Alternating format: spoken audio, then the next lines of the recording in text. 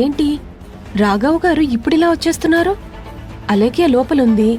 అలేఖ్య మీద కోపడతాడా లేక అలేఖ్యను బ్రతిమలాడి తన ఇంటికి తీసుకెళ్తాడా?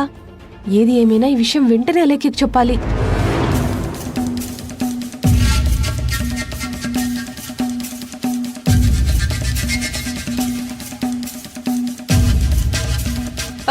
సార్, అలేఖ్య సార్, అలేఖ్య అది సార్. ఏంటి ప్రియా, పులిని చూసిన లేడి పిల్లలాగా అలా వణికిపోతున్నావు? ఇది భయమా లేక టెన్షనా? ఏమైంది? ప్రియా, ఎందుకంత టెన్షన్ పడుతున్నావు? అలేఖ్య, మీ సార్. ఏంటి, ఎందుకలా తడబడుతున్నావు? ఏమైంది నీకు?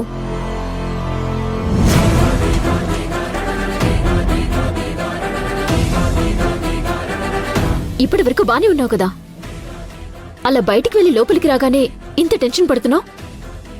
నోట మాట కూడా రావట్లేదు. మీ ఆయన రాఘవ వచ్చారు.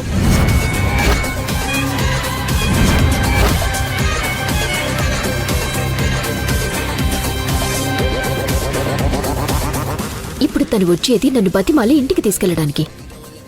ఇప్పుడు నన్ను ఏం చేయమంటావు రాజా? నాకెందుకో మీ ఆయన రాఘవ మీ వెనకాలే తోకాడించుకుంటూ వస్తాడనిపిస్తోంది.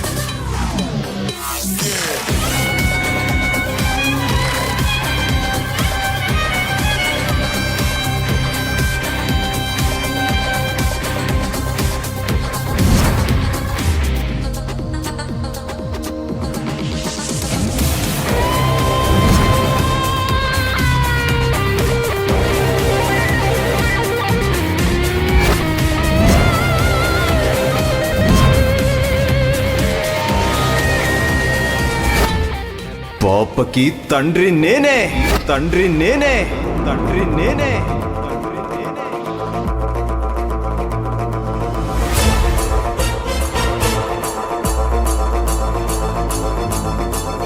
ప్రతి మగాడు నేను మగాణనే చెప్పుకుంటాడు, కానీ ఆడతాని వెనుక తోక ఆడించుకుంటూ రావాల్సిందే.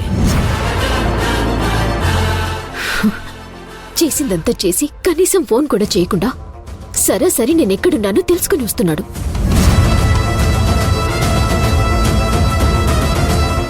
ఏంటి, అంతలోనే మీ భార్య మీకు గుర్తుకొచ్చిందా? ఆ పాత ప్రేయసి మొహం మొత్తేసిందా? అలేఖ్య, అర్థం చేసుకుని నిన్ను తీసుకెళ్ళడానికి వచ్చినప్పుడు నువ్విలా మాటలతో హట్ చేయడం కరెక్ట్ కాదు. అది కాదు రాజు, నన్ను ఎంత మోసం చేశారో నీకు తెలుసు కదా. చేసిందంతా చేసి ఇప్పుడొచ్చి క్షమించమని ప్రాధేయపడుతూ నేనంతా మర్చిపోయి నా కోపం మొత్తం తీరిపోయి అయ్యో పాపం మా ఆయనే కదా అని జాలిపడి వస్తాననుకుంటున్నాడేమో. నేను ఆ టైప్ కాదు.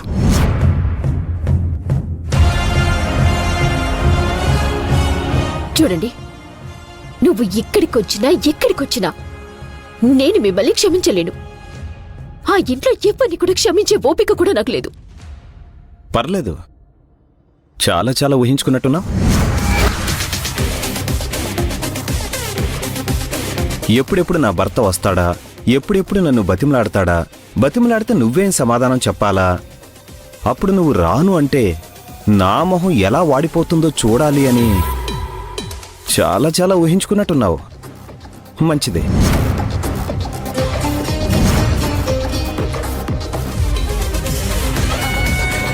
అసలు ఆ ఇంట్లో నుంచి నిన్ను ఎవరు వెళ్ళమన్నారు? పౌరుషమున్న ఆడదానికి ఒకరు వెళ్ళమని చెప్పాల్సిన అవసరం లేదు. ఆ ఇంట్లో నాకు జరిగిన అన్యాయానికి మీ అందర్నీ చీకొట్టి చీదరించుకొని నేను బయటకొచ్చాను. ఓ, చీకొట్టి చీదరించి ఆ గడప నుంచి బయటకొచ్చిన నువ్వు ఇంకెప్పుడు రావద్దు, ఇంకెప్పుడు రావద్దు, ఇంకెప్పుడు రావద్దు.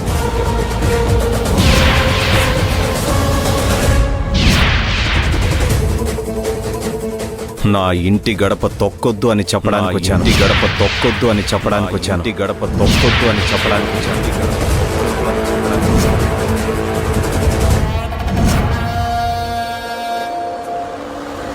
ఏం మాట్లాడుతున్నారు మీరు? ఆ మాట చెప్పడానికి మీరెవరు? నేనెవరనేది నాకంటే కూడా అలైక్యని అడిగితేనే బాగుంటుంది. నీకు ఆ విషయం బాగా తెలుసుగా.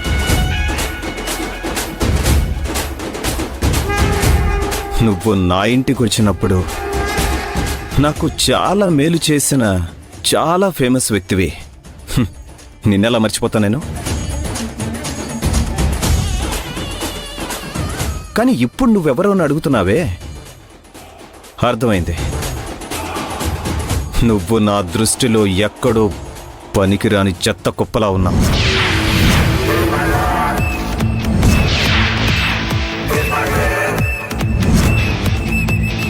హే, నన్నే పనికిరాని చెత్త కుప్ప అంటావా?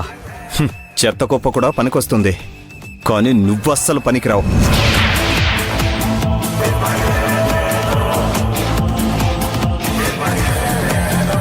అలేఖ్య మీ ఇంటికి వస్తుంది, మీ ఇంట్లోనే ఉంటుంది. ఆ హక్కు తనకుంది. లేదని చెప్పడానికి భర్త అయిన మీకు కూడా ఎలాంటి హక్కు లేదు. అదంతా పక్కన పెట్టు. అసలు నువ్వెవడ్రా?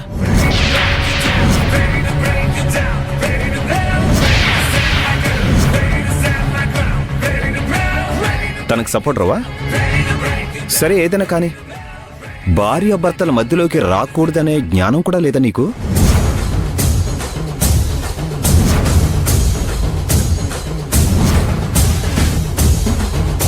ఒక ఆడపిల్లకి అన్యాయం జరుగుతూ ఉంటే చూస్తూ ఊరుకోలేడి సింహరాజు.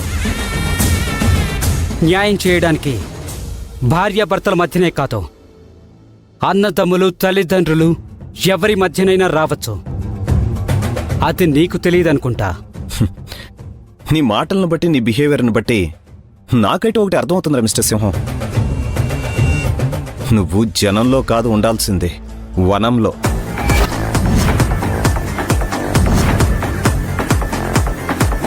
అక్కడ జంతువుల మధ్య పోటీ పెడితే నువ్వు వాటికి కూడా పనికిరావు.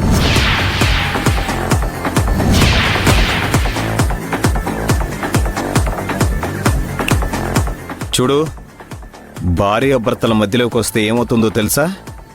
వచ్చినోని వచ్చినట్టు తోసి అవతల పడేస్తారు. బావా,